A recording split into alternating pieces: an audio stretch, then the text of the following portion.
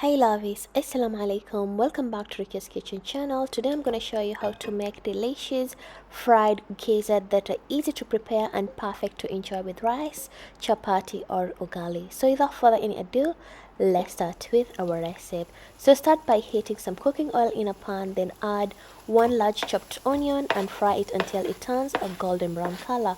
Next, you're going to add the gizzard, and then you're going to sprinkle some salt, and you're going to add garlic a tablespoon and a ginger a tablespoon. Then you're going to add one Maggi cube and a teaspoon of black pepper. Stir everything together, then cover and allow the gizzards to cook until they become tender. Once the gizzards are almost ready, add one large chopped tomatoes. Green chili is optional if you don't like spicy. Then you're going to add a teaspoon of turmeric powder and 1 teaspoon of curry powder and mix everything well. Then add 1 teaspoon of paprika powder and squeeze some fresh lemon juice and mix everything well to let it cook for a few minutes until the sauce becomes thick and the gizzards are perfectly cooked. And that's it. Your delicious fried gizzards are ready to be served with some ugali, chapati or rice.